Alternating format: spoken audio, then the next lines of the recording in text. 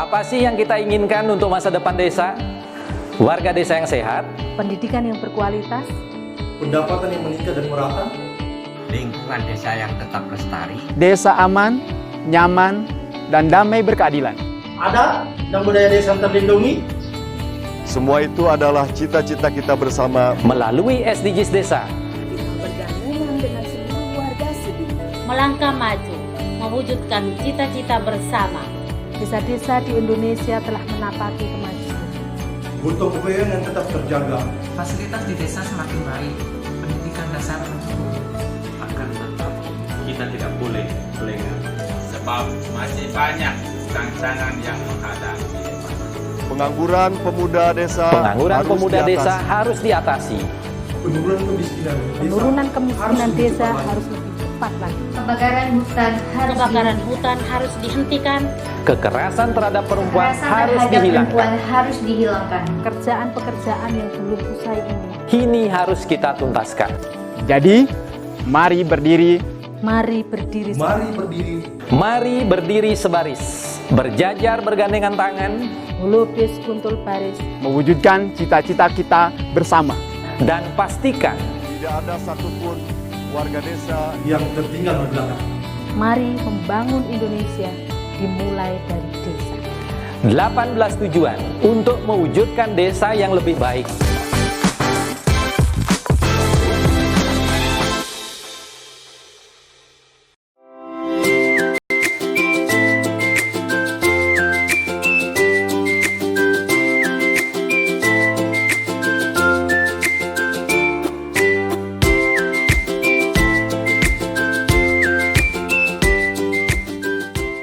Dapatkan kabar baik dan kebaikan desa dan perdesaan hanya di TV Desa News. Unduh aplikasinya segera. Salam bahagia kerabat desa Indonesia, mari berdiri sebaris, lukis kontrol baris, salam SDGs Desa. Pagi ini kita akan mengikuti informasi edukasi dari Gus Ivan tentang cek pencapaian SDGs Desa level desa, kecamatan, kabupaten, dan provinsi.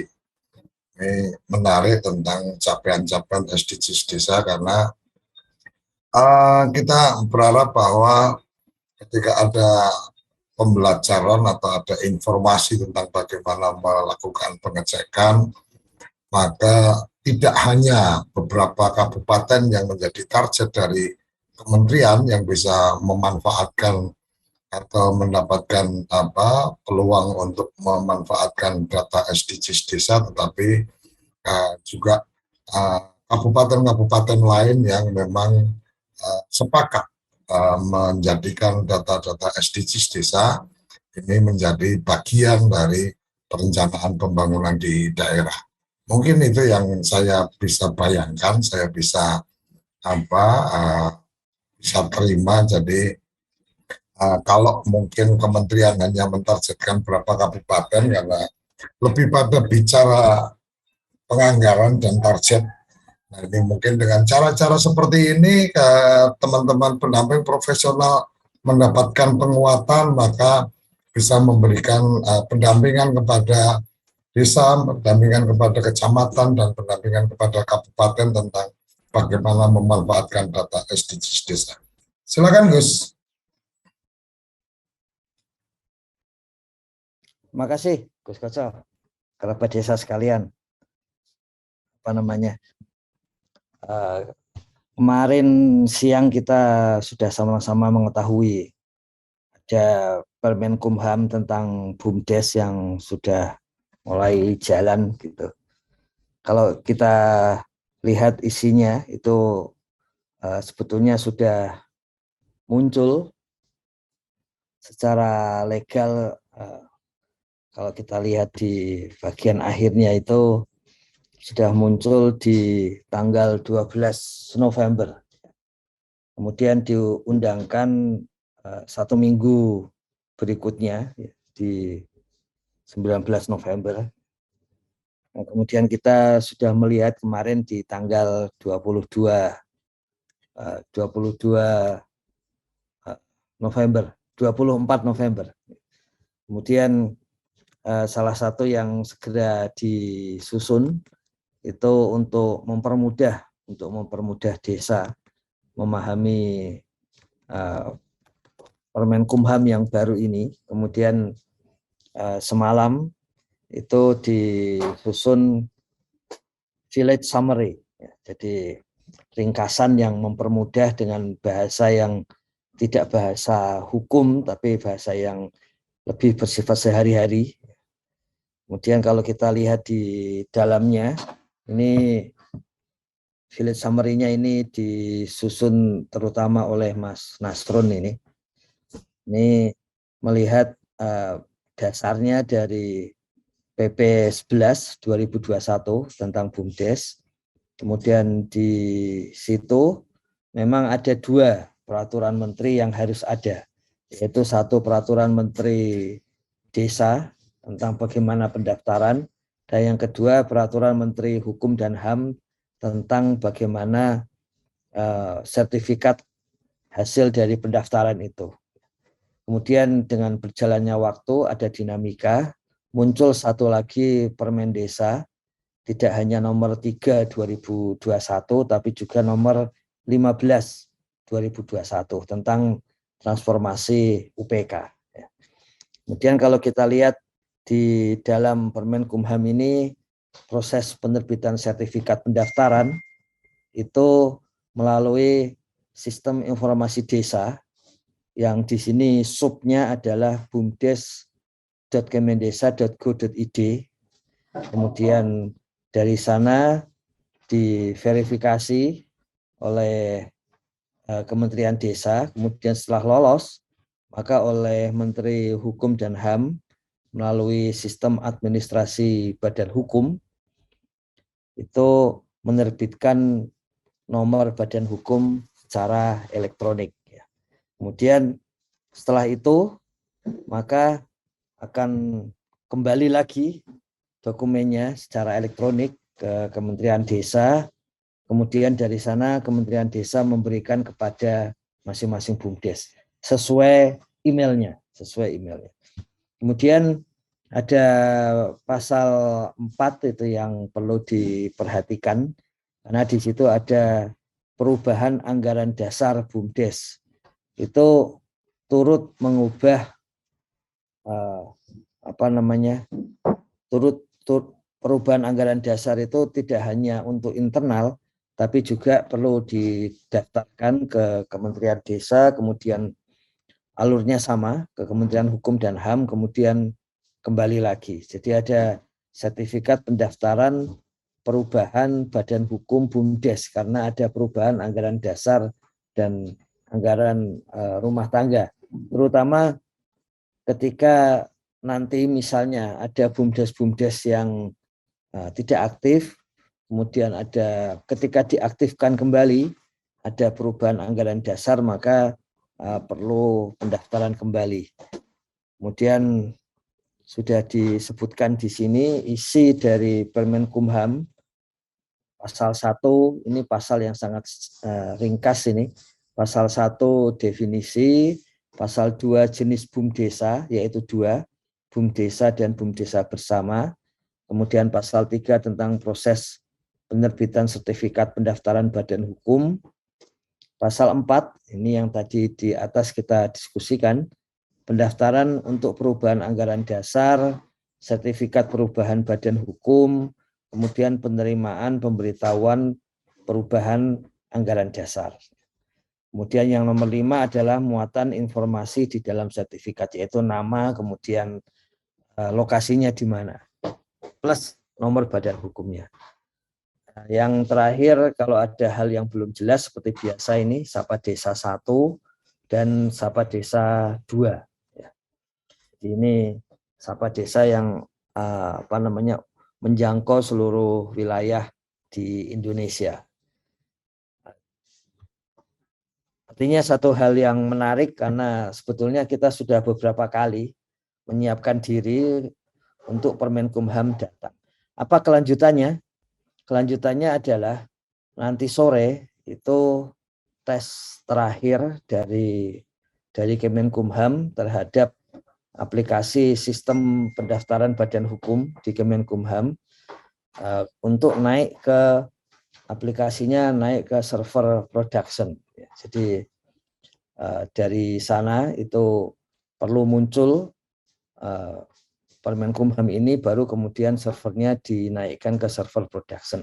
Begitu server naik ke server production, maka yang sudah lolos di Kementerian Desa itu kemudian langsung masuk ke server di Kementerian Hukum dan HAM, dan kemudian langsung mendapatkan nomor badan hukum yang kalau kita lihat itu jumlahnya, ini bagian Pak Nugroho ini, Pak Hoho ini nanti yang akan mempercepat timnya. Pusdatin seperti biasa sudah siap sedia dengan personil jika dibutuhkan begitu. Kalau kita lihat per pagi ini, paling tidak kalau nanti sore sudah naik ke production dan Kementerian Hukum dan HAM sudah fix, sudah oke begitu, maka 1087 kalau per pagi ini BUM Desa ini akan langsung mendapat nomor badan hukum. Jadi polanya 1087 ini begitu server aplikasi di server di Kemenkumham sudah naik ke server production, langsung ke sana. Tentu saja karena ini elektronik hanya dalam waktu beberapa detik begitu. Kemudian setelah itu kembali lagi ke Kementerian Desa dalam waktu beberapa detik juga. Kemudian dari situ langsung masuk ke email dari 1087 BUM Desa. Kemudian plus 21 BUM Desa bersama. Jadi kembali yang kita sudah diskusikan hari Senin, kemudian Selasa, kemudian beberapa minggu lalu, penting untuk selalu menjaga komunikasi ini. Karena masih muncul WA di Sapa Desa, ada 25 hari belum dilihat dan sebagainya. Ya itu kami sudah sampaikan semua mengalami transformasi yang besar-besaran ini di bawah kepemimpinan Gus Halim, termasuk kementerian yang biasanya menyusun juknis, juklak, kemudian langsung masuk kepada layanan, langsung kepada publik. Jadi itu perubahan sudut pandang yang sangat besar sebetulnya di kementerian, dari semula sifatnya kementerian pusat kemudian menjadi kementerian layanan. Bisa dibayangkan misalnya seperti kementerian yang langsung melayani, misalnya BPN seperti itu sudah terbiasa, tapi kementerian yang tadinya menelurkan berbagai kebijakan kemudian masuk ke pelayanan, itu perubahannya memang sangat besar, dan itu disadari semua pihak ini di dalam kementerian maupun ketika muncul di dalam Sapa Desa dan call center tanggapan-tanggapan dari masyarakat. Itu yang pertama, Gus Koco, kerabat desa. Semoga ini segera dan kemudian semakin cepat. Semua yang ada di kementerian ini juga sedang semangat ini mendukung Ditjen Pengembangan Ekonomi dan Investasi untuk menyergarkan hal ini. Kemudian langkah berikutnya langsung pengajuan untuk keringanan pajak, karena BUMDes perlu ada hal seperti itu. Kemudian pengajuan untuk SSO yaitu izin yang juga langsung dari pendaftaran di BUMDes untuk izin di Kementerian Investasi gitu. Kemudian dengan beberapa kementerian lain di mana BUMDes sudah disebut di dalam PP masing-masing kementerian. Misalnya Kementerian Perdagangan itu ada peraturan pemerintah tentang perdagangan yang di sana langsung merujuk BUMDes. Ya. Kemudian juga ada Kementerian Perhubungan yang di sana juga merujuk BUMDes. Jadi ini harus langsung dikawal dari level kementerian dan nanti supaya langsung terasa sampai ke desa. kementerian-kementerian mana yang langsung berhubungan dengan pengembangan BUMDes. Ya, kita sebut sekilas sebelum masuk ke materi kita. Ini contohnya paling tidak ada 5 kementerian dari PP peraturan pemerintah turunan dari Undang-Undang Cipta Kerja itu.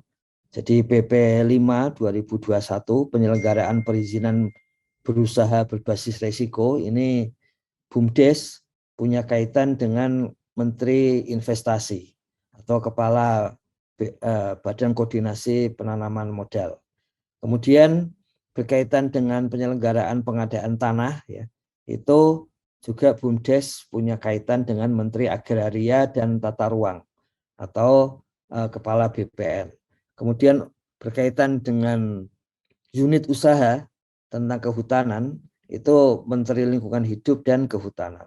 Kemudian perdagangan, ini PP 29 2001 dengan Menteri Perdagangan, plus penyelenggaraan untuk lalu lintas dan angkutan jalan, ini dengan Menteri Perhubungan. Gus Halim menambahkan 2 kementerian lagi yang akan berhubungan erat dengan BUMDes, yaitu Kementerian Perindustrian dan Kementerian BUMN.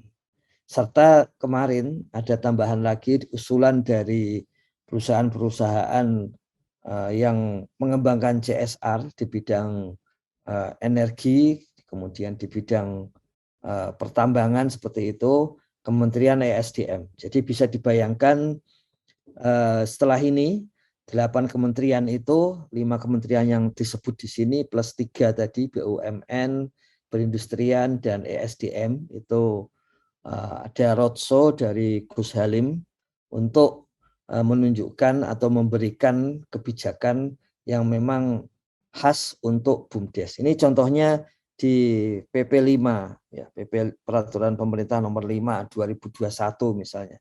Di situ disebutkan secara detail bahwa di sini ada yang namanya badan usaha milik negara, badan usaha milik daerah, dan badan usaha milik desa. Jadi kata-kata kuncinya sekarang sudah setara. Badan usaha itu kalau bersifat publik maka milik negara, milik daerah, dan milik desa. Misalnya contohnya juga demikian.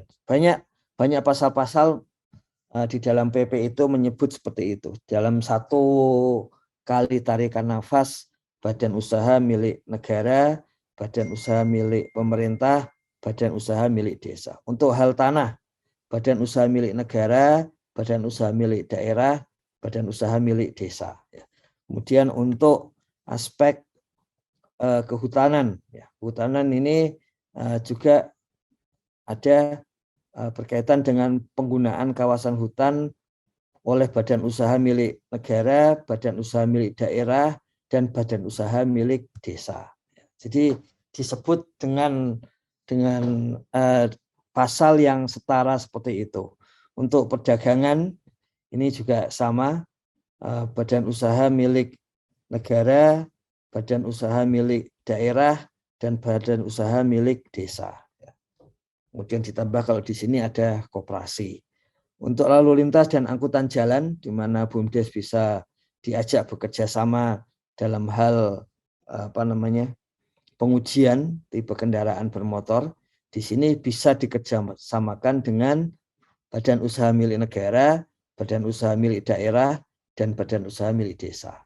Kalau di sini kemudian ditambah swasta. Jadi peluang-peluang seperti ini seperti biasa level peraturan pemerintah harus dikejar sampai ke peraturan menteri, dan kalau ada panduan umum, ada petunjuk pelaksanaan, petunjuk teknis, itu perlu didetailkan posisi-posisi penting dari badan usaha milik desa dan BUMDes bersama. Dengan catatan yang Gus Koco sampaikan 2 hari yang lalu, BUMDes bersama itu posisinya seperti apa? Posisinya munculnya memang di PP 11 2021 yang disebutkan di dalam Undang-Undang Desa, itu disebut kerjasama antar desa, dan kita memang perlu melihat khusus BUMDes bersama ini agak bedanya adalah dia bisa saja tidak didirikan oleh BUMDes, tapi langsung kerjasama seperti disampaikan oleh Gus Koco itu.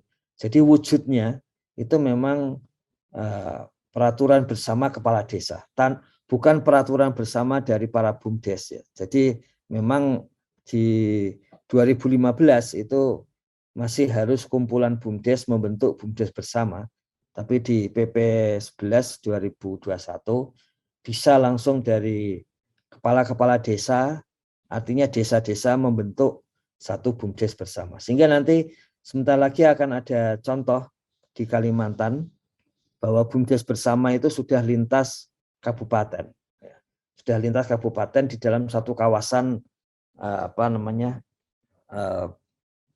bekas pertambangan yang memang sudah lintas kabupaten. Di Jogja juga sudah ada lintas provinsi untuk aspek perdagangan. Jadi itu nanti kita akan bicarakan di sesi khusus. Ini perlu disinggung karena muncul sekarang, muncul kemarin, dan berdasarkan pengalaman antara lain melalui sarapan ini, maka hal-hal yang khusus yang muncul ini akan langsung dilatihkan di dalam akademi desa, latihan yang khusus untuk bisa memberikan percepatan itu keterampilan ke tenaga pendamping profesional. Informasi yang paling baru yang ada di sarapan SD desa memang kemudian perlu ada yang seperti Gus Koco sering sampaikan, hal-hal yang sifatnya lebih detail seperti itu.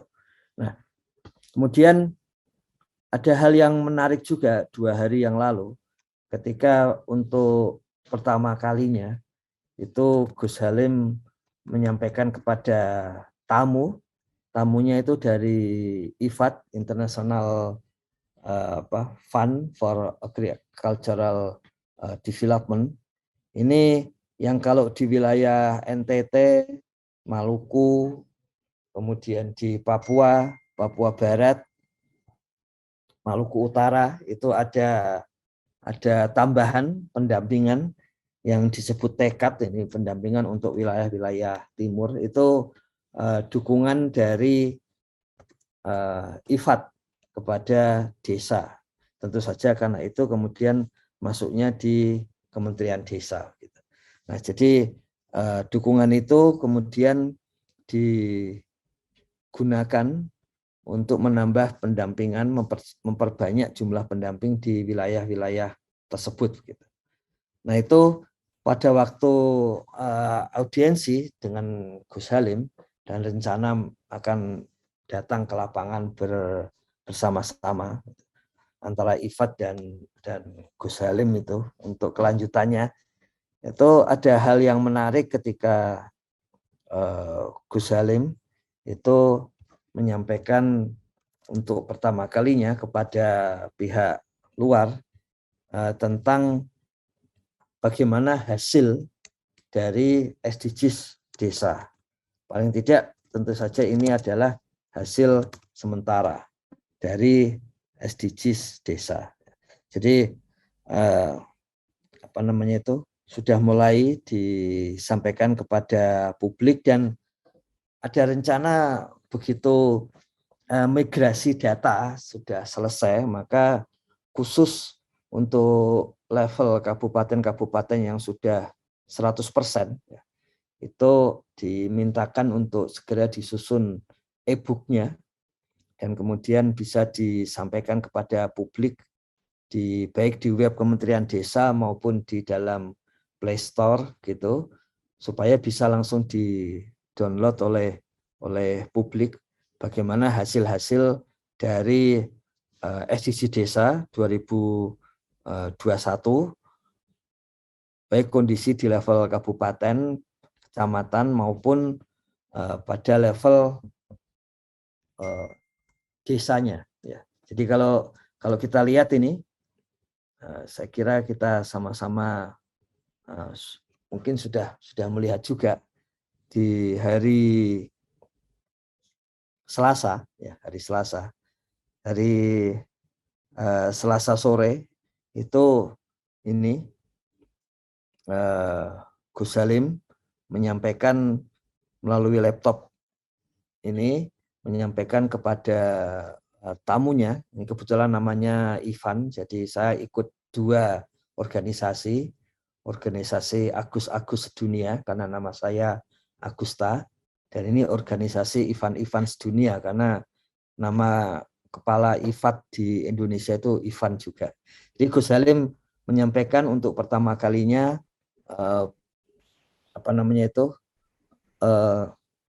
hasil analisis dari SDG desa, dan karena Ivan ini baru datang dari NTT, kemudian menunjukkan nama desanya begitu, kemudian ditunjukkan oleh Gus Salim di NTT level provinsi capaiannya sekian, kemudian level kabupaten waktu itu kabupatennya Belu sekian, kemudian level kecamatannya sekian, kemudian desa yang disebut itu capaian SDGs desanya sekian gitu. Jadi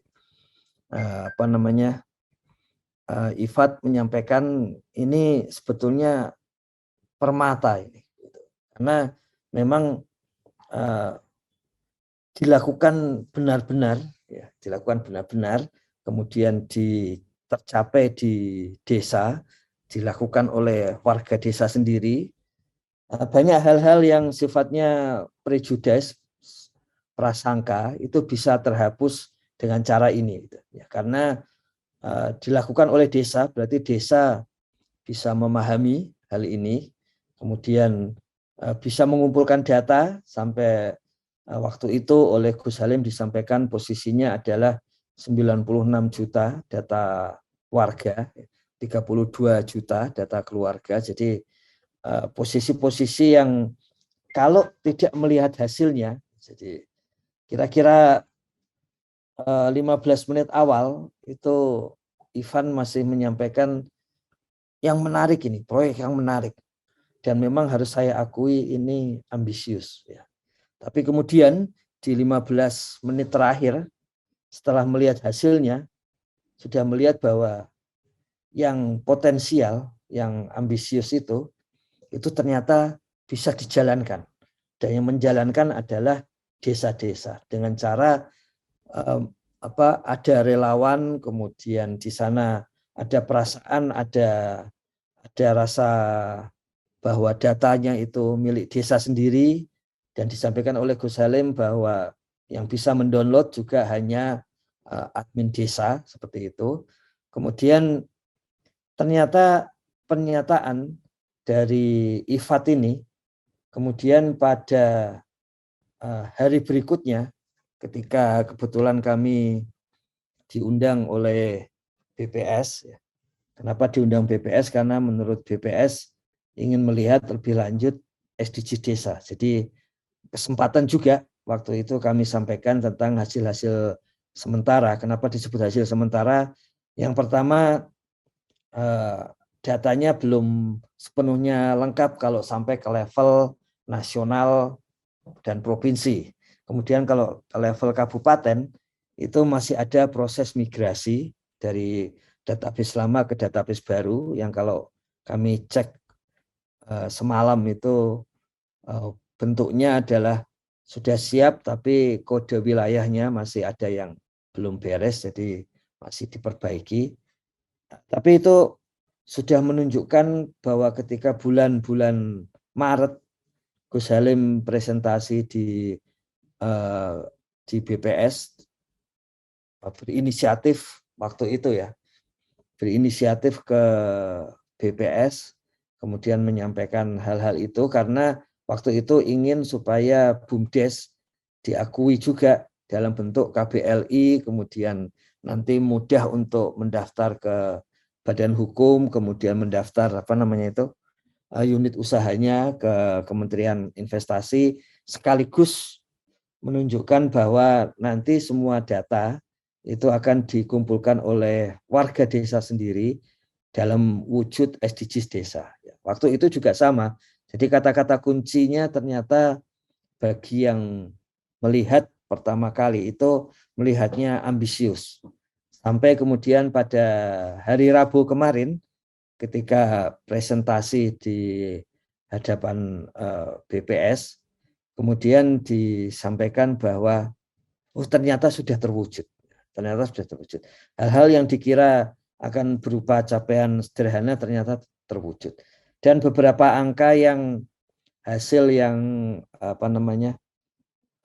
yang dulu dikira tidak mungkin ternyata mungkin. Pertama, relawannya 1,6 juta pendata. Jadi itu sulit tentu saja untuk mendapatkan relawan seperti itu untuk satu sensus.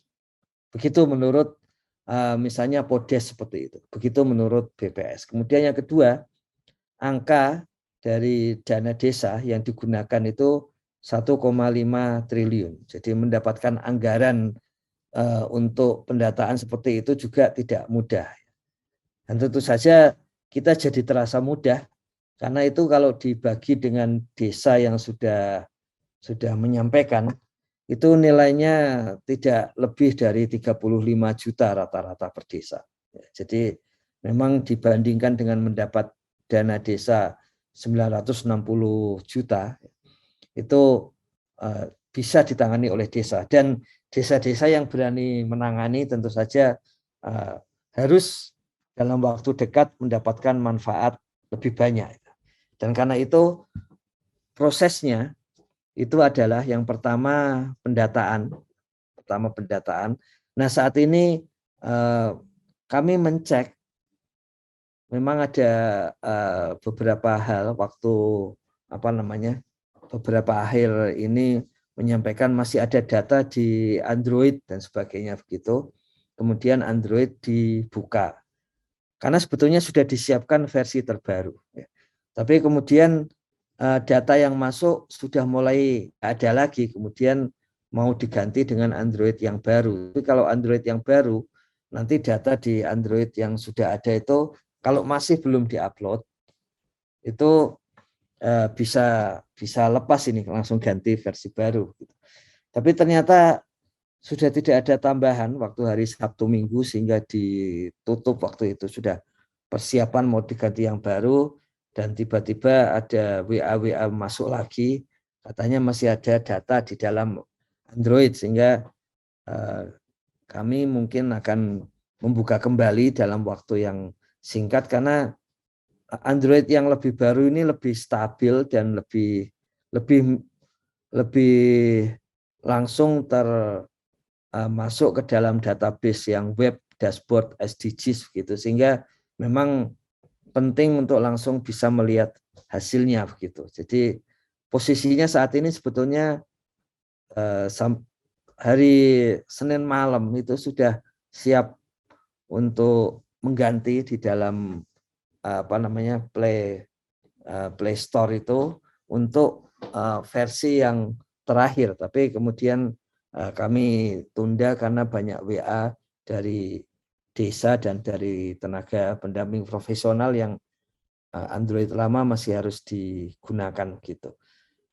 Tapi itu jangan lama-lama supaya kita segera mengganti Android yang baru supaya langsung bisa dirasakan perbaikan-perbaikannya begitu. Kemudian kita sudah tahu bahwa setiap desa itu sudah bisa melihat hasil SDGs desa, ya sudah bisa melihat hasil SDGs desa. Tinggal satu langkah lagi yang saat ini sedang disusun oleh tim teknis supaya muncul di dalam dashboard SDGs itu adalah rencana aksi SDGs desa. Jadi rencana aksi SDGs desa itu tahap terakhir di dalam rangkaian SDGs desa untuk diimplementasikan. Jadi ini tahap yang kedua setelah pendataan. Sekarang kita lihat hasil analisisnya yang semuanya sudah disusun tentu saja secara elektronik gitu. Dan setelah itu nanti satu langkah terakhir adalah rencana aksi SDGs desa. Nanti jangan kita membayangkan rencana aksi SDGs desa itu desa-desa jadi harus musdes, kemudian merumuskan membuat perencanaan jangka menengah dan jangka panjang, nggak seperti itu. Tapi dashboard SDGs langsung akan memberikan usulan rencana aksi sampai 2030. Jadi nanti tidak usah repot-repot lagi seperti itu. Apa sih yang ada di dalam dashboard SDGs? Kita tahu di sini ada home, kemudian ada capaian SDGs, ya. Kemudian ada dashboard, ini model lama. Waktu itu ada permintaan untuk melihat capaian wilayah, kemudian apa yang sudah dilakukan oleh masing-masing enumerator. Kalau kita lihat capaian wilayah, ini ada hal yang menarik. Di samping ini Jawa-Jawa seperti itu, ada juga yang mengisi dengan sangat banyak, yaitu di Sumatera Utara. Ini sampai ada tambahan di dashboard di luar yang Android lama itu 1,3 juta. Kemudian beberapa tambahan baru Sumatera Barat, kemudian kita lihat di sini Papua, ya. Papua menambahkan hampir 500.000 warga Papua di dalam sini, ya. Kemudian Nusa Tenggara Timur 400.000, Lampung juga banyak. Nah, Papua Barat ini yang tambahannya lebih sedikit, 81.000. Tapi Tambrau misalnya melaporkan bahwa sebetulnya sudah hampir selesai itu, tinggal sedikit di bulan Mei itu. Kemudian ada kesulitan untuk melakukan menggunakan Android karena kemudian diganti dashboard, katanya kemudian belum diupload. Nah, untuk wilayah-wilayah yang sangat sulit karena sulit untuk internet, itu solusi yang diberikan Pusdatin adalah kalau menggunakan kuesioner manual, maka kuesionernya bisa langsung dikirim ke Pusdatin, sehingga nanti tim Pusdatin yang akan menginputkan ke dalam dashboard sdgs.kemendesa.go.id. Jadi supaya bisa punah gitu, sudah bisa hangus alasan tidak ada internet gitu. Jadi di data saja menggunakan kuesioner manual karena itu yang sudah dilakukan, dan kemudian kuesionernya segera dikirim ke Pusdatin. Pusdatin itu Kementerian Desa, PDT, dan Transmigrasi, Jalan TMP, Taman Makam Pahlawan, Kalibata, ya, Jakarta Selatan. Kalau Pusdatin itu ada di gedung pusat, gedung induk, gedung utama, lantai 3. Jadi gedung utama lantai 3 di Jalan TMP Kalibata, Jakarta Selatan. Jadi solusinya adalah ya sudah, berarti yang ada internet yang mengisinya. Sebetulnya ada solusi yang menarik, lebih menarik daripada itu adalah kalau pemerintah daerah atau tenaga pendamping profesional di level kabupaten, di kabupaten terdekat yang ada internetnya, itu yang mengisikan. Itu sebetulnya lebih menarik karena pasti nanti rasa memiliki data, rasa solidaritas itu akan muncul, ya, ketimbang langsung dikirim ke Pusdatin. Tapi satu solusi mendasarnya, maka Pusdatin langsung seperti biasa kita sudah diajarin oleh Gus Halim, kita ambil resiko, kita akan menginputkan, mengisikannya ke dalam dashboard /sdgs.kemendesa.go.id. Dan Gus Halim menyampaikan bahwa di datanya itu bagian download data itu hanya bisa dilakukan oleh pemerintah desa. Ya, jadi kalau di sini kita coba misalnya yang tadi misalnya Papua Barat gitu, itu yang bisa download data adalah dari Kades dan Sekdesnya, yaitu admin desa. Seperti biasa, kita tahu itu adalah wujud teknis dari konsep di dalam apa namanya Permendesa 21 2020 mengenai data adalah milik desa. Ya. Seperti itu. Di dalam dashboard sesuai kebutuhan dari desa yang dibutuhkan, di situ juga kelihatan untuk tiap-tiap tadi misalnya yang Papua. Jadi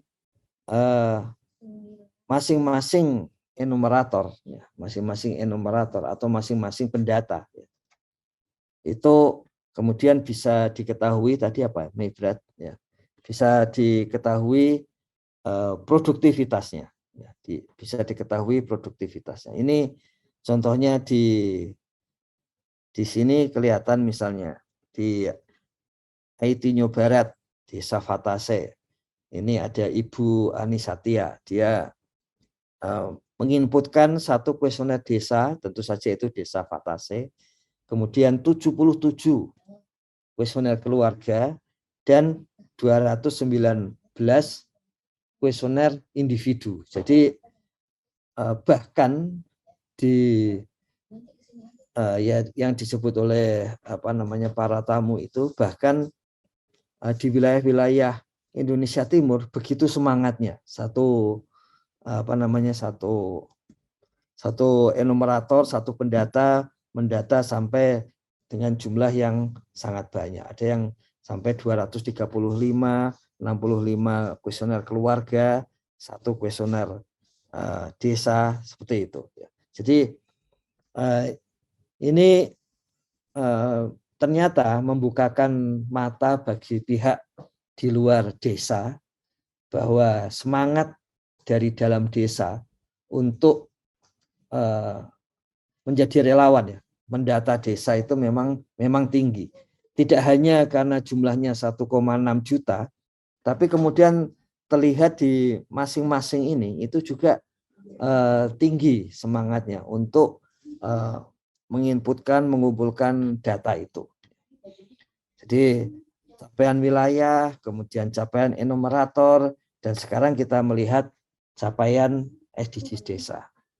Untuk di tempat kami, karena ada kebutuhan untuk komunikasi, jadi kalau di Pusdatin itu ada tambahan satu fungsi, yaitu ada komunikasi data lintas kementerian dan lembaga. Jadi ada salah satu staf kami yang memang mengurusi kerjasama data antara kementerian dan lembaga. Makanya di tempat kami kita bisa melihat capaian SDGs nasional, ya, provinsi, kabupaten, kecamatan, dan desa. Jadi untuk melihat bagaimana capaian SDGs nasional per hari ini dengan jumlah data yang tadi kalau kita lihat itu 14 juta data warga yang diolah ini, ya.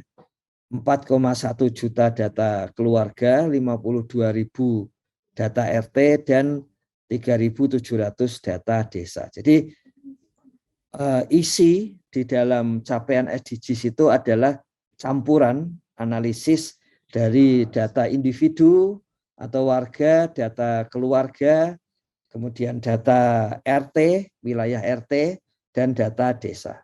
Oh ya, kemarin ada apresiasi juga dari BPS bahwa sebetulnya data RT itu kalau kerabat desa mencek isiannya dibandingkan dengan data potensi desa, ya, itu adalah data level desa di dalam potensi desa yang diturunkan ke level RT sehingga bisa lebih detail, lebih bisa digunakan desa, ya.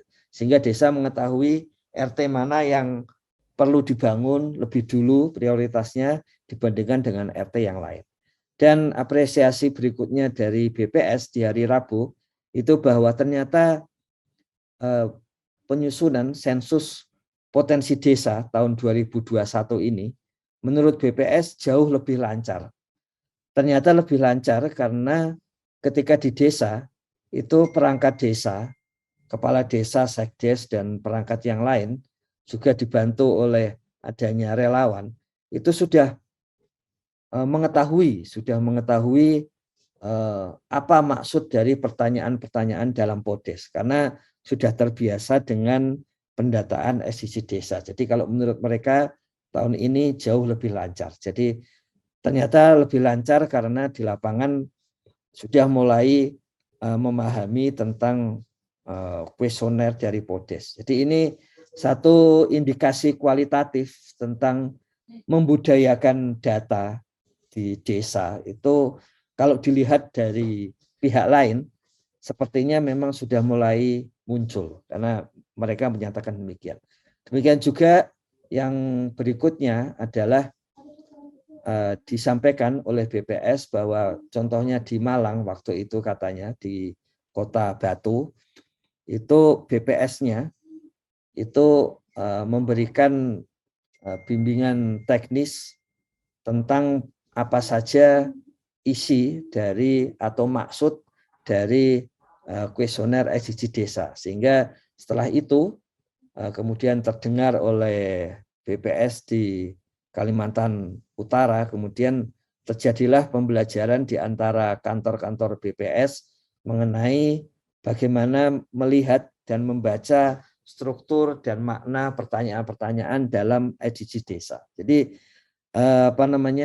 kita sudah belajar bahwa para tenaga pendamping profesional, kemudian relawan, warga desa itu membuat YouTube tentang bagaimana cara mendata SDGs desa, kemudian ada masalah dan bagaimana pemecahannya, dan ternyata tidak hanya di desa, tapi di level kelembagaan BPS kabupaten juga melakukan hal yang sama. Jadi ini memang benar-benar menjadi satu gerakan gitu untuk melihat SDGs desa sumber data itu. Jadi satu pembudayaan tentang data.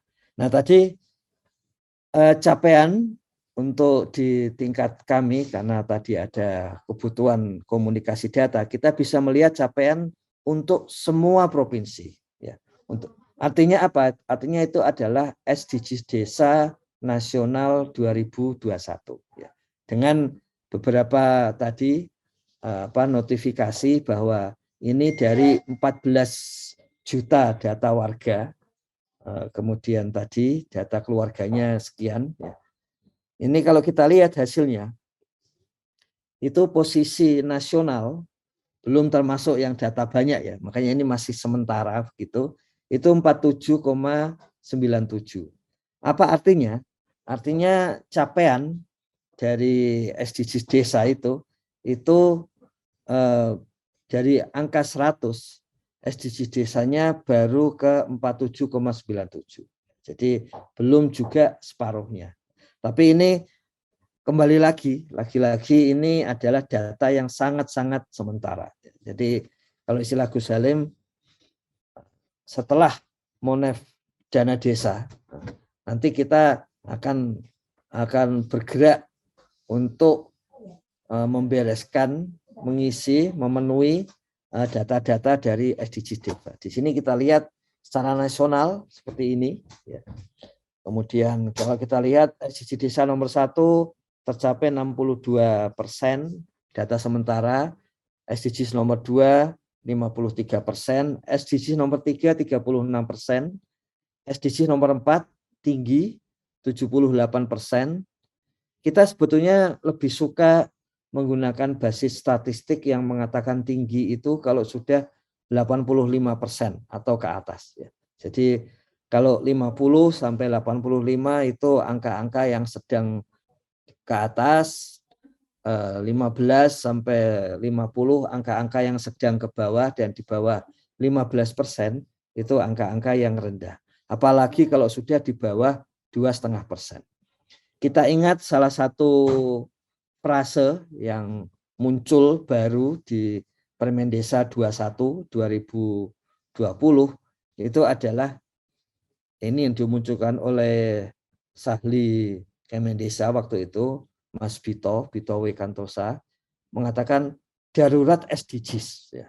Darurat SDGs itu kalau secara statistik pasti harusnya di bawah 2,5 apalagi kalau sampai di bawah 0,3%. Jadi itu angka-angka yang sangat darurat dalam hitungan-hitungan statistik ya. Jadi kita lihat di sini capaian pendidikan 78%, kemudian keterlibatan perempuan desa itu tercapai 5,55, desa layak air bersih dan sanitasi 50, kemudian yang ini yang selalu tinggi, capaian desa berenergi bersih dan terbarukan 98. Kita yakin kalau seperti itu karena sudah di atas 85% tadi. Pertumbuhan ekonomi merata tercapai 42%, infrastruktur dan inovasi 41%, desa tanpa kesenjangan 34%, kemudian permukiman aman dan nyaman 40%. Ini kita sering kurang itu di bagian-bagian 12. Ini karena ini isinya soal persampahan gitu. Jadi SDG desa 12 baru tercapai 4%, SDG desa ke-13 tercapai 10%, SDG desa ke-14 32%, ini agak lumayan. Kemudian ke-15 28%, SDG desa ke-16 78%, ke-17 49%, dan SDG desa ke-18 65%. Tentu saja kita seperti sering kita dengar berkali-kali, salah satu temuan pentingnya SDG desa ke-18, padahal di situ baru tercapai ternyata 65%. Coba kita lihat apa yang membuat capaiannya seperti itu. Kalau kita lihat di sini gotong royong yang di situ berbasis moralitas, makanya kemudian dipakai istilah didasarkan pada ajaran agama begitu. Itu 42%. Ini angka yang sebetulnya rendah ya, di bawah 50%. Tokoh agama berpartisipasi dalam Musdes itu 86%. Ini angka yang bagus ini ya. Kemudian pelaksanaan Musdes itu 4 kali setahun. 4 kali itu karena ada 2 kali Musdes di awal paling tidak ya, tentang APBDes, dan kemudian ada Musdes di akhir tentang laporan, kemudian kalau ada APBDes perubahan dan sebagainya. Kemudian tersedia dokumen RPJMDes, LKPDes, APBDes. Ya, ini kok masih tidak 100%, itu seringkali memang RPJMDes ini yang beberapa kali belum ada gitu. Peta batas desa. Nah, kita Kementerian Desa harusnya tahun ini, tapi ada sedikit keterlambatan sehingga ada perubahan dalam penganggaran gitu. Tapi tahun 2022 kita siap-siap bareng-bareng, kita akan menyusun peta batas desa. Ya. Kementerian Desa akan berinisiatif, kemudian tentu saja akan mengajak kementerian lain. BPS sudah menyampaikan misalnya sehari yang lalu mereka sudah membuat peta batas RT, ya, peta batas RT. Nah, kita akan cek dengan langsung dari kerabat desa nanti di lapangan. BIG sudah menyiapkan peta dasar dan penegakan peta yang dibutuhkan. Kemudian Kemendagri termasuk KSP, ya, Kantor Staf Presiden. Jadi kita nanti tahun depan kita berusaha supaya nilai peta batas desa yang ditetapkan oleh Bupati Wali Kota ini meningkat pesat. Kemudian budaya yang dilestarikan, ya. Kemudian dan lembaga adatnya aktif, ini juga ternyata rendah. Ya. Jadi nanti kita cek kembali, termasuk penting ini budaya bagi desa dan bagi kita semua, karena tanpa budaya kita akan merasa yang kita lakukan itu seperti sendirian itu. Tapi kalau kita selaras dengan budaya kita, itu kita merasa nyaman, dan itu hal-hal yang penting untuk menuju indeks-indeks kebahagiaan. Kemudian penyelesaian masalah sosial selalu melalui pendekatan budaya. Nah, ini yang 100%. Kita coba lihat lagi yang lainnya berkaitan dengan kelembagaan, misalnya di desa damai berkeadilan. Tadi gotong royong antar penduduk berbeda agama ya, itu 31%. Kalau kita bandingkan dengan nomor 18 tadi itu ada di 42%. Jadi ada selisih 42 dibanding 31 yang kelihatannya itu sepenuhnya berbasis satu jenis agama gitu. Kemudian pekerja anak 0%. Ini yang dimaksud anak itu adalah yang umurnya 0 sampai 15 tahun. Jadi itu yang dimaksud dengan anak-anak. Jadi masih ada hampir 3%, ya 2,1% pekerja anak di desa. Perdagangan manusia 0%, ini lintas negara lazimnya ini, tapi masih ada sedikit 0,0001. Pertanggungjawaban Kades diterima di dalam Musdes, ini bagus ini ya. Kemudian SOTK sudah sesuai peraturan, baru sebagian ini harus sambil melihat Permendagri tentang SOTK. Kepuasan layanan pemerintah desa ini 86%, ini pertanyaan kepada warga ini. Artinya 86% warga desa ternyata puas ketika menerima layanan dari desa. Kemudian perempuan desa itu menduduki BPD dan perangkat desa lebih dari 30%, tercapai 73%. Kemudian dirasakan demokrasi, kebebasan itu tinggi. Dan kemudian apakah ada penanganan aduan karena masalah? Ini yang dirasakan oleh warga itu baru tercapai 48%, dan dokumen perencanaan bisa disediakan dalam waktu yang singkat. Ini kita ketahui ini soal transparansi ya, transparansi seperti yang sering disampaikan, ada peraturan ketua komisi penyiaran pusat gitu. Ini di desa tercapai 83%, ya, 83%. Jadi seperti itu. Ini untuk masing-masing tujuan itu desa yang datanya sudah masuk ke dashboard SDGs, kecamatan yang datanya sudah masuk dashboard SDGs itu bisa melihat. Jadi pertanyaan-pertanyaan lama, apa sih indikatornya, apa sih cirinya, indikatornya, penghitungannya. Nah itu sudah mulai terbaca di sini. Nanti Gus Halim akan memberikan pencerahan secara khusus tentang indikator-indikator tersebut.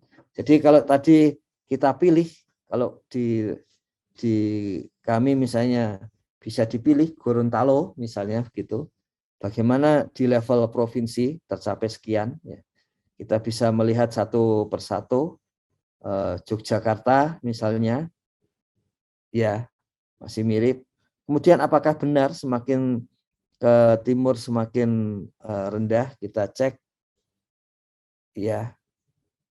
Coba kita lihat keluarga kita di paling timur, ya. Tapi apakah makin ke barat makin bagus? Kita cek yang paling barat, iya, makin bagus. Kemudian dari sana kita bisa cek kita coba lihat yang agak ke tengah, ini tempatnya Gus Ardan, Sumatera Selatan. Coba kita lihat. Gus Ardan itu di Ogan ya. Ya, 52. Apa kelebihannya di sana? Bisa kelihatan, wow, pendidikan desanya bagus sekali. Kenapa ini? Oh, ternyata memang akses untuk pendidikannya tinggi. Ini APK-nya juga tinggi ini. Artinya anak-anak umur SD yang sekolah 94%, umur SMP yang sekolah 96%, SMA 92%. Jadi bagus. Nah, ini yang bawah ini yang mungkin penting ini, bahwa taman bacaan masyarakat ini supaya bisa tersedia di desa-desa. Dan ini artinya apa? Artinya karena tercapai 100%, sepertinya di sana sejauh data yang masuk, ya, jangan lupa itu. Sejauh data yang masuk itu wajib belajar 12 tahun terpenuhi. Kemudian kita lihat di kecamatannya, salah satu kecamatan di Ogan Ilir, ini Rambang Kuang, ini juga ya konsisten ya, pendidikannya juga tinggi. Ini hampir selalu tinggi ini karena isi pertamanya adalah tentang listrik ini.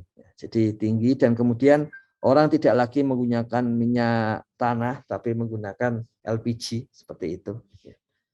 Kemudian kita lihat salah satu desa di situ.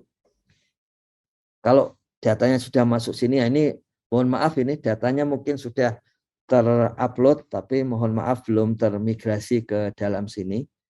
Beringin Dalam, belum. Kita lihat sampai muncul angkanya ya, karena angka tadi muncul berarti ada desa yang mengisi ke dalam sini. Ya. Karena kalau nggak ada yang mengisi, nggak mungkin angkanya itu muncul. Ya. Jadi masing-masing desa bisa mencek gitu sejauh mana capaian kita. Dan kemudian ini yang penting adalah jangan terlalu terpaku, wah kok kayaknya kurang gitu ya.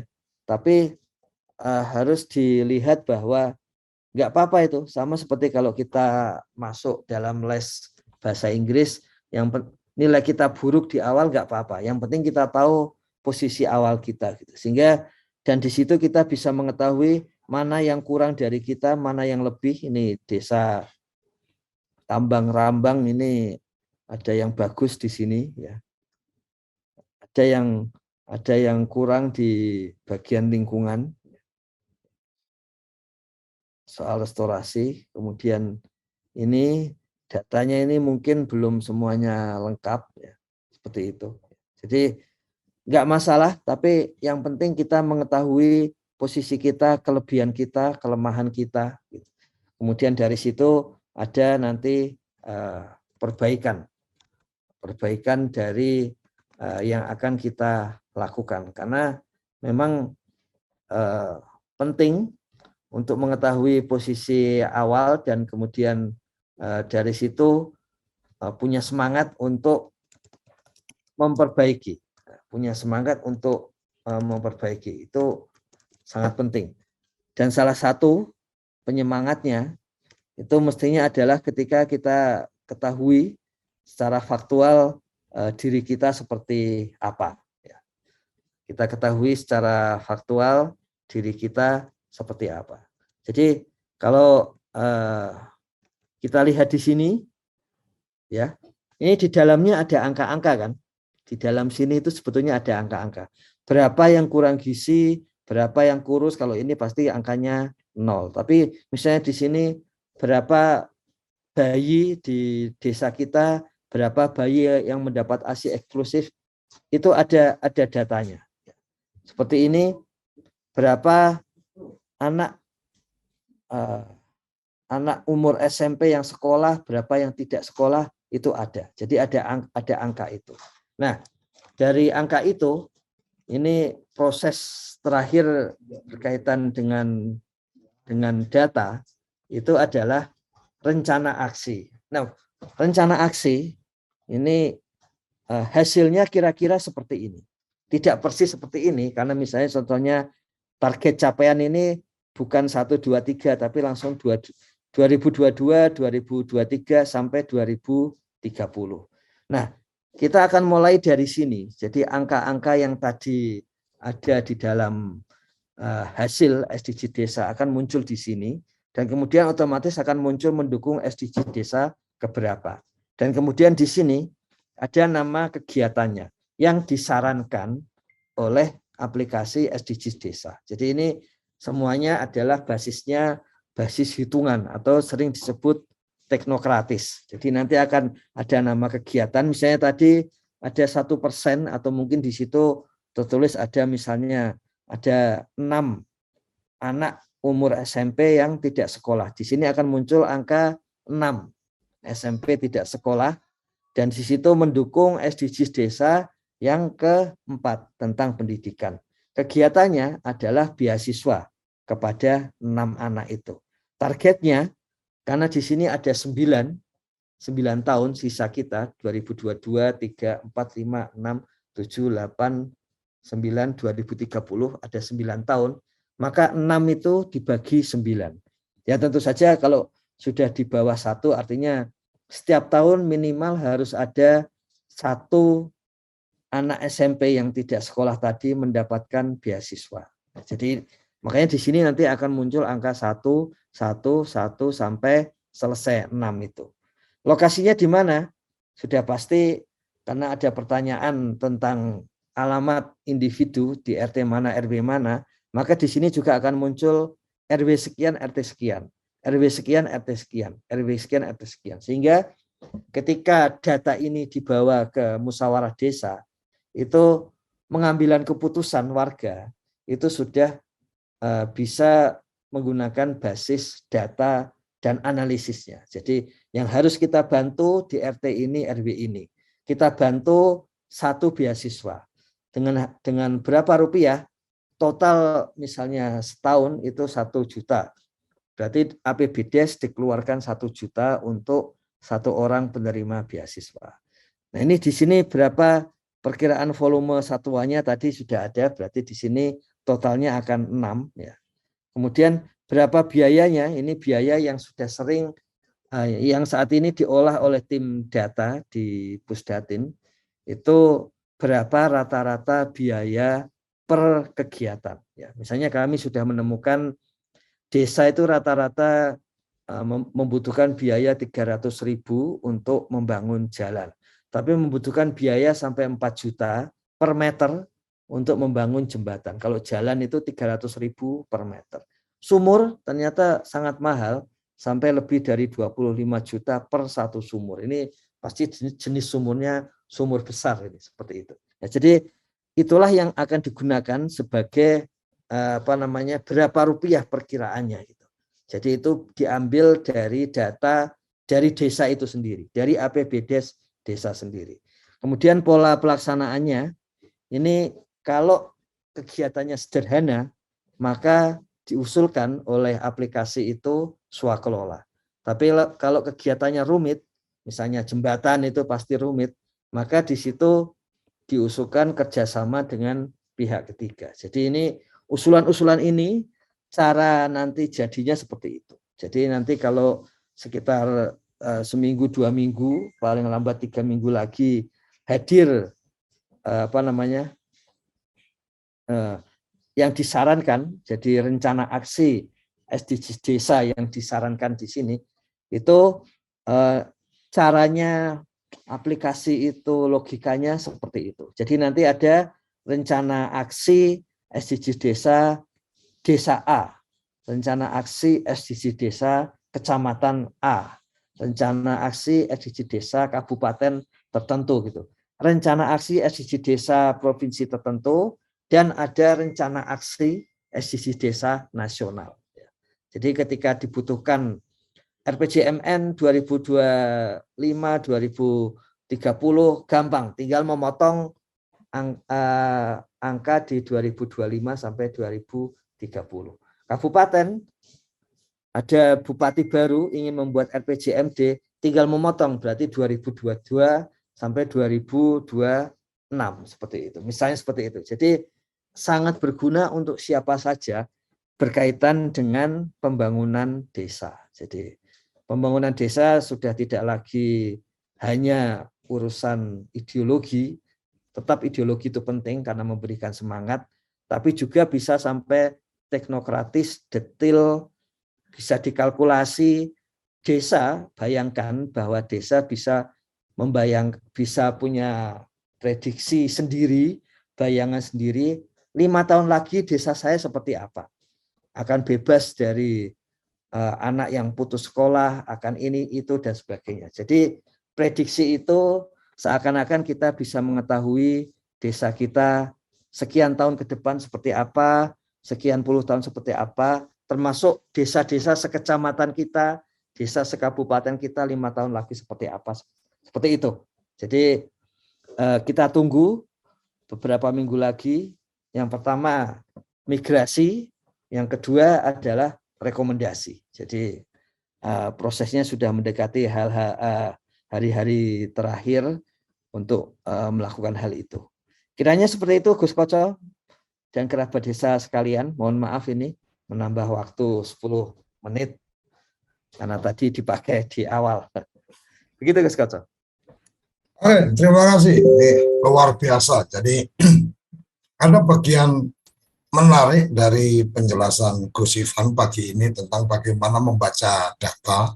Yang menjadi penting adalah bagaimana kemudian teman-teman itu teman-teman kemudian bisa mendapatkan pengetahuan tentang cara membaca datanya. Karena data ini kan tergantung bagaimana cara membacanya. Jadi data statistik, data apapun itu tergantung siapa yang membaca. Jadi sama-sama kejadian dengan angka tertentu, maka cara membacanya akan seperti apa. Nah, ini yang mungkin menjadi tantangan kita bersama untuk mengedukasi atau memberikan literasi kepada pengambil kebijakan di desa untuk kemudian tahu cara membaca data, tahu cara mengolah data, kemudian tahu menerjemahkan untuk perencanaan desanya harus seperti apa. Kemudian bagian-bagian yang menjadi penting lagi, menurut saya adalah ketika kemudian membaca data yang cukup detail, maka kemudian kita juga perlu mengedukasi leveling.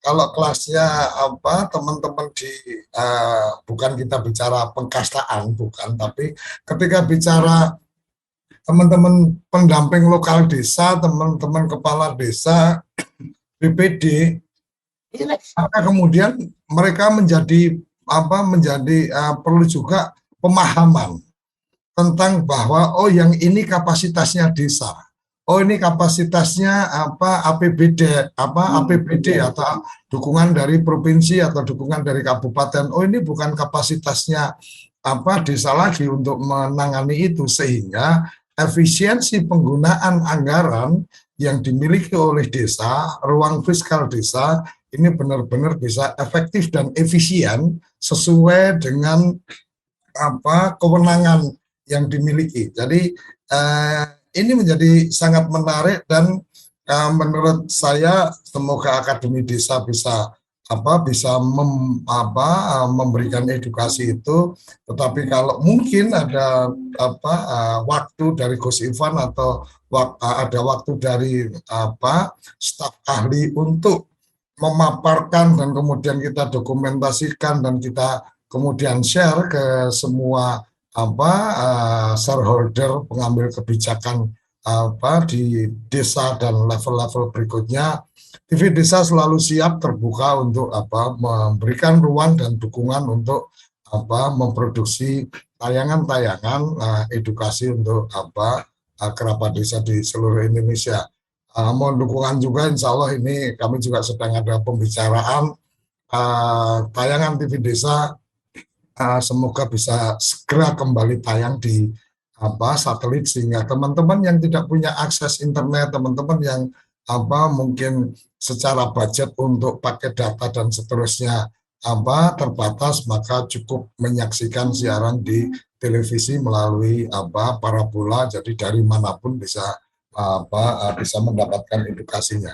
Kira-kira itu tambahan yang bisa saya sampaikan, dan sekali lagi semangat belajar, semangat menjadi pembelajar di teman-teman pendamping profesional ini perlu diapresiasi, perlu didukung dengan baik. Ingat saya pada satu nasihat bahwa anak panah tidak akan melesat jauh ke depan ketika gendewanya tidak kuat dan tali gendewanya tidak lentur. Ada kalanya tali gendewa itu harus mundur, dia tidak ada di depan.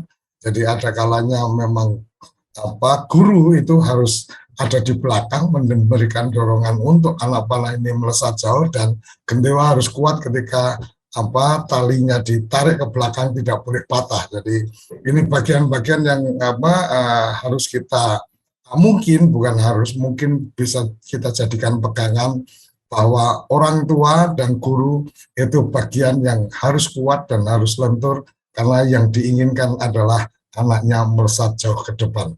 Bukan gendewanya yang lari, tetapi anak panahnya yang melesat. Kira-kira itu yang bisa saya tambahkan. Terima kasih Gus Iwan. Pagi hari ini pembelajaran luar biasa untuk kita semua, dan sarapan SDGs Desa selalu memberikan menu-menu yang bergizi untuk kita semua. Kita hadir setiap Senin sampai Jumat pukul 6 sampai pukul 7 pagi, dan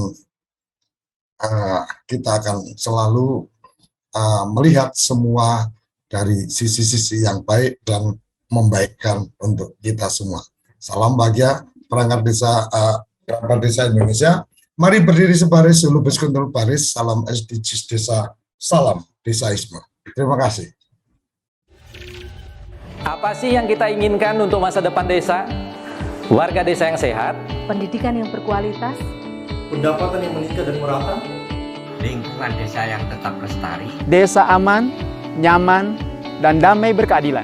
adat dan budaya desa terlindungi, Semua itu adalah cita-cita kita bersama melalui SDGs Desa. Melangkah maju, mewujudkan cita-cita bersama. desa-desa di Indonesia telah menapaki kemajuan. gotong royong yang tetap terjaga. Fasilitas di desa semakin baik, pendidikan dasar mencukupi. akan tetap kita tidak boleh lengah. Sebab masih banyak tantangan yang menghadapi. pengangguran pemuda desa. Pengangguran harus pemuda diatasi. desa harus diatasi. Penurunan kemiskinan Desa harus lebih cepat lagi. Kebakaran hutan harus Dihentikan. Kekerasan terhadap perempuan Kekerasan harus terhadap dihilangkan. perempuan harus dihilangkan. Pekerjaan-pekerjaan yang belum usai ini, Kini harus kita tuntaskan. Jadi, mari berdiri, mari berdiri. Mari berdiri sebaris, berjajar bergandengan tangan, Lubis kuntul baris, mewujudkan cita-cita kita bersama. dan pastikan Tidak ada satupun warga desa yang tertinggal di belakang. mari membangun Indonesia dimulai dari desa. 18 tujuan untuk mewujudkan desa yang lebih baik.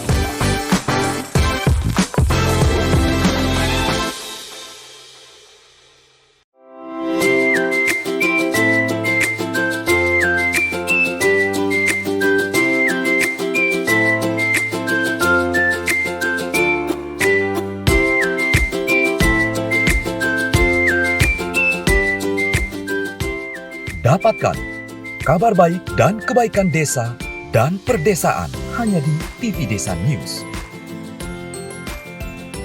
Unduh aplikasinya segera.